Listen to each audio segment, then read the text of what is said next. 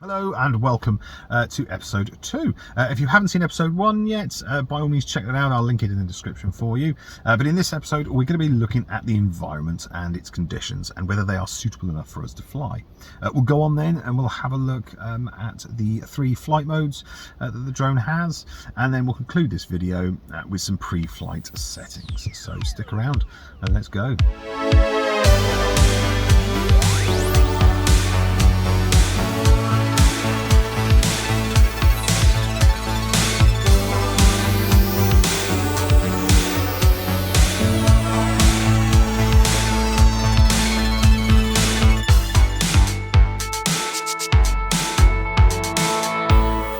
So yes, you want to find somewhere that is nice and open with not very many obstacles to worry about. Of course, there's so many variables to take into account when you're flying the drone, and if you're just starting out, you want to limit them so you can spend as much time concentrating on just getting used to the controls and how to fly. Again, it is very, very simple, very straightforward.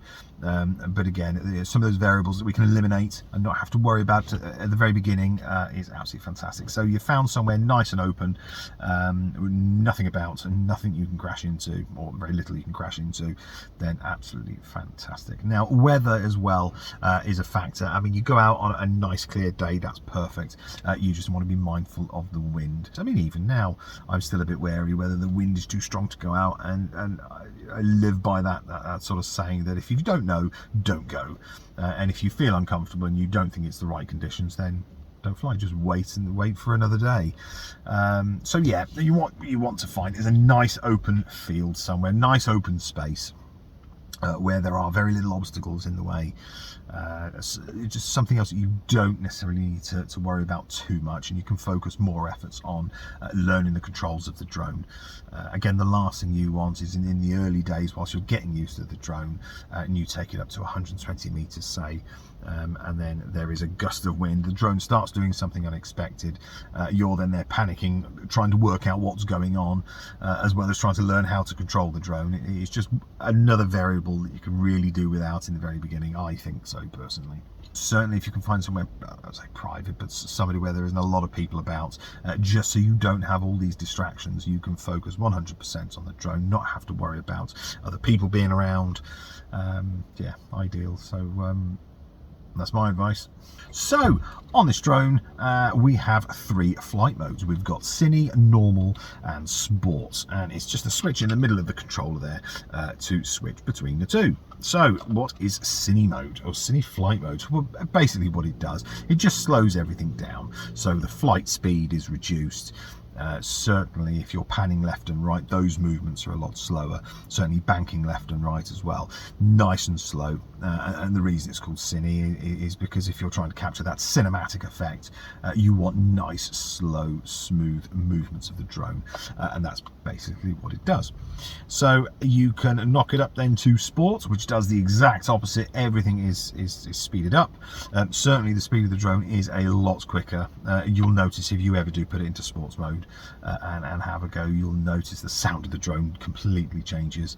Yeah, it does move for a little drone, and certainly for DJI's entry-level drone. Yeah, it does move pretty quick. If you're just starting out, like me, I was extremely nervous. I stayed away for sports mode for a couple of flights just until I got used to the controls, and then I got a little bit brave. I took the drone up a little higher, kicked it in sports mode, and had to play around. And it is a lot of fun, I will be honest. I certainly don't usually fly sports mode at lower altitudes, certainly if there's too much about. But yeah, once you're up there, sports mode is quite fun. And then we have normal mode, which again, like the Switch, it is smack bang in the middle. So it's a good speed to get used to. I mean, you can still do cinematic shots in normal mode. You just got to be extra careful and extra smooth on the inputs. But yeah, normal flight mode is what it is. So there we go.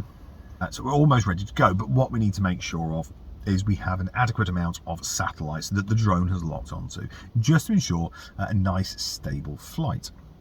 So you'll notice in the beginning that may be red, and then as it locks onto more and more satellites, that will soon turn green. It'll give you a little message as well saying takeoff permitted, I do believe, and it'll most likely update the home point as well. So once all that is done, we are almost ready to go, but we want to just quickly dip into the settings, and under safety we want to make sure that we got our return to home altitude set. What you want to do is set this to an altitude that is higher than any obstacle that you're flying around. I do have a separate video on this going into a bit more detail, so check that out if you wish, but yeah, just make sure you've set that higher than any obstacles around, just in case we do have an issue during flight.